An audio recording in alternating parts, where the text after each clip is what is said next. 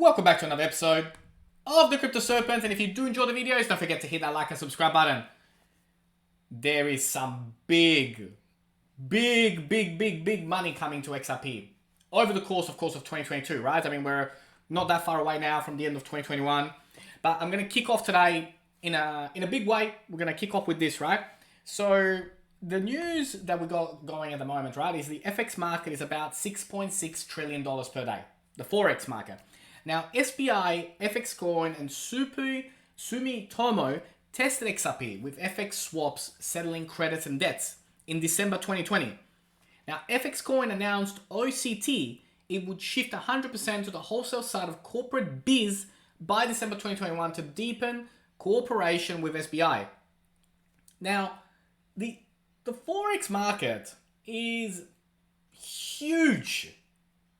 Wholesale, corporate, using XRP, using this particular blockchain. I cannot begin to explain how excited I am for 2022, for XRP, for mass adoption, to use this on a wide scale and solve real world problems of mass proportion, mass. And I don't know about you, but this got me really excited about where the future of this blockchain is. And there was really so many possibilities with what can be done with something that settles things within 3 seconds that absolutely sky is the limit for it. Now, XRP hidden accumulation by whales in the last 3 months could launch it to $1.50.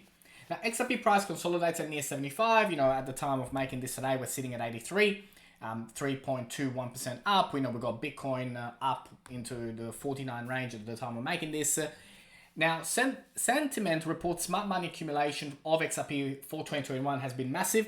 Bullish entry opportunity now present, and the XRP price has established a good support zone near the 80 cents value area. Since the flash crash on December 5, XRP has shown some resilience and stability by forming a somewhat stable floor. This is where we're going, right? This is where it's at. We've got now the foundations and the opportunity to really kick off a big, Australian summer, and wherever you are around the world, whether it's winter, summer, wherever you are, we're in for some very exciting months.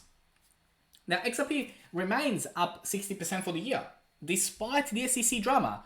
And I would challenge you to find another cryptocurrency that has dealt the amount of blows that XRP has had and still be up 60% for the year. Now, of course, we're not in crypto for 60%. I know it, you know it, right? We're not here.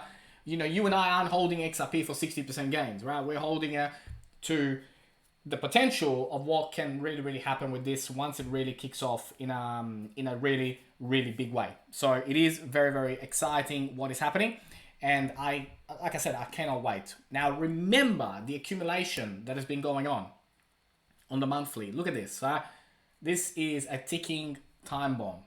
It's only a matter of time. Now, we know that ISO 20022 services for cross-border payments ready for customer testing with launch of inflow translation. We've touched on this a couple of days ago for those of you that missed it, because I know that there's new people jumping onto the channel on a weekly basis. There is now the testing which is going to take place. Now, remember that ISO 20022 is scheduled to go live November next year.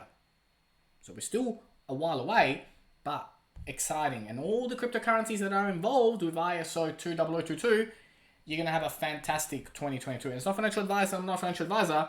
I just tell you how it is. Now, Musk named Person of the Year. SHIB more popular than XRP, and now they're in Australia, and 127.3 million XRP on the move. Musk named Person of the Year? I don't know, man. Anybody who promotes meme coins as much as he does, I don't know how he got that. But anyways, we know that he's a great entrepreneur, a phenomenal visionary, and I can see why he would be named Person of the Year. Now, Shiba more popular than XRP and ADA in Australia. I feel sorry for us in Australia. I really do. To have a meme coin more popular than XRP and ADA in Australia, it just shows how much work we have here in Australia to do to educate the population, to get skilled and upskilled on what all the opportunities are. And I know you guys ask me, why do you do networking events, right? It doesn't serve you anything. You don't get anything out of that. Well, it's all education, right?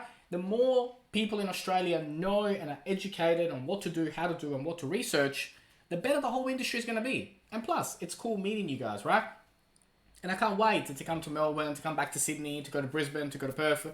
Just waiting for this, restrictions and, I don't want to be stuck for 14 days somewhere, right? And, another 127.3 million XRP on the move. We're going to see this, and we're going to see a lot of this, right? So we'll just keep an eye on it.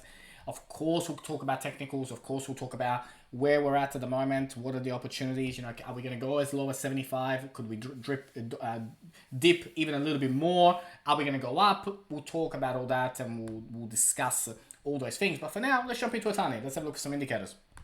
Now, interest rates are locked. There is no change in the interest rates. So there's been no change in interest rates, and therefore the news was bullish, and we are back. As you can see, that there are some which are already 11% up. Solana 11%. We got Avalanche at 17%. At the time of making this, we're 3.47% up. Will be interesting by the time this goes live where XRP is at. But when we look at this from a 12-hour perspective, you can see that the MACD is bullish. Look on the daily now, and you can see that we've just tipped into a bullish trend for the MACD. So we are expecting volume to come back into the industry. On the hourly, we were outside the Bollinger Band going up. Haven't said that in a while. And we've come back down now inside the Bollinger Band, but on the top of the Bollinger Band. When we look at the 4-hour, as you can see here, we're above the moving average 50. We've had a nice spike, but we're still not above the moving average 100. And of course, there is still plenty to do, but the volume is coming back. The MACD is looking strong, and that ultimately is what we care about. When we look at this from a 12-hour perspective, you can see that we are starting to make moves, but we still got a long way to go, right? It's exciting. It's nice seeing green, but there's a lot of green left. A lot of green left to go. But the MACD has turned bullish on XRP. And of course, we know that it moves slow, but when it does begin to move and ramp up fast, it will go really fast. Let's have a look at some drawings. Fortune really does favor the brave. It really does. Fortune really does favor the brave. And what do I mean by that? Brave in this industry is having posture. Posture to hold. Posture to hold. And what you're seeing here, this chart that you're looking at right now, is what are all the potentials, right? This is from an Ethereum perspective, right? I mean, look what is to come and where could this go? And why is Ethereum important, right? Everything is important. The whole industry is important. It's not just about XRP. The whole industry needs to do well. The more the industry does well, the more we're all going to do well, including XRP. At a 10 trillion market cap, there's just so much to come. I'm so excited for what is to come. And then when you look at XRP, I mean, look at this mountain that is about to arrive, right? To get to $16 from where we are today. Oh my. And of course, it's not financial advice. I'm not a financial advisor, but I'm just trying to give you the perspective of what is about to occur in the entire industry. Does it take time? Yes. Are we delayed compared to where I thought we would be? Sure, of course. I'm not going to say that I thought we wouldn't be more forward than we are, but we will get there. And patience and fortune does favor the brave. So we're in this particular structure. We're looking for a breakout. Once we get that breakout, we're going to start moving, and we're going to start to move really fast. For now, this is the kind of thing that we're looking to do. We had that bottom, we had that 55, and now we're going to start to go up and up and up and up and up and up.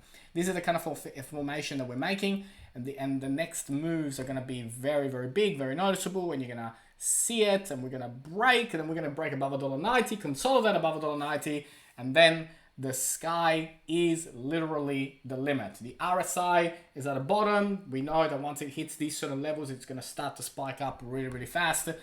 And I think the support line is here. I think the support has been achieved, and we're going to really start to move and really make some headways. And I don't know about you, but I am super excited to be with you every single step of the way. If you learned something new today, don't forget to hit that like and subscribe button. As always, thank you, and I look forward to see you on the next one.